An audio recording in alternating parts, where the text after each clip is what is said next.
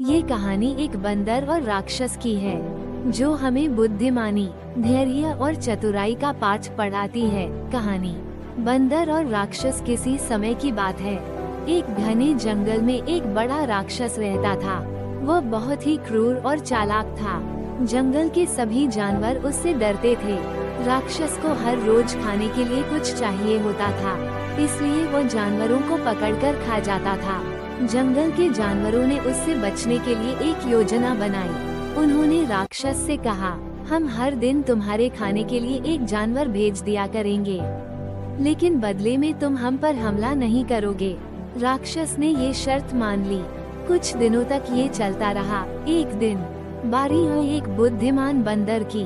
वो नहीं चाहता था कि राक्षस उसे खा जाए, इसलिए उसने एक चालाक योजना बनाई। बंदर रास्ते में धीरे धीरे चलता हुआ राक्षस के पास पहुंचा। राक्षस गुस्से से चिल्लाया, तुम इतनी देर क्यों कर रहे हो?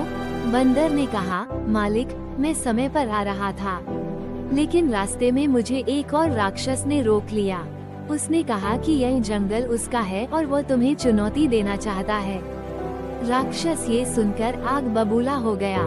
उसने बंदर से कहा, मुझे उस राक्षस के पास ले चलो, मैं उसे सबक सिखाऊंगा। बंदर राक्षस को एक गहरे कुएं के पास ले गया और कहा, वो राक्षस इसी कुएं में रहता है। राक्षस ने कुएं में झांक कर देखा। आयुष और पीयूष दो चतुर और साहसी भाई थे। उनके गांव में एक शरारती बंदर ने सबको परेशान कर रखा था।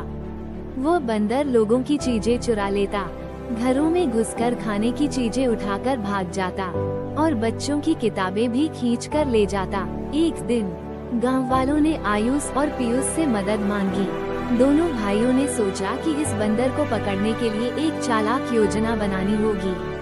उनकी योजना, एक मूंगफली और केले का जाल।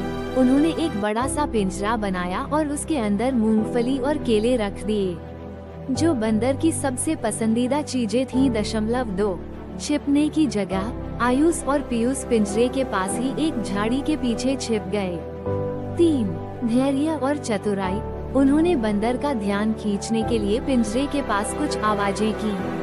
बंदर को लगा कि कुछ मजेदार चीज हो रही है, तो वो धीरे धीरे पिंजरे के पास आया। क्या हुआ आगे? बंदर ने पिंजरे में रखी मूंगफली और केले को देखा तो वह लालच में आ गया। जैसे ही उसने पिंजरे के अंदर हाथ डाला, पिंजरा बंद हो गया। बंदर फंस गया। गांव वाले बहुत खुश हुए और आयुष और पीयूष की तारीफ करने लगे। उन्होंने बंदर को पास के जंगल में ले जाकर छोड़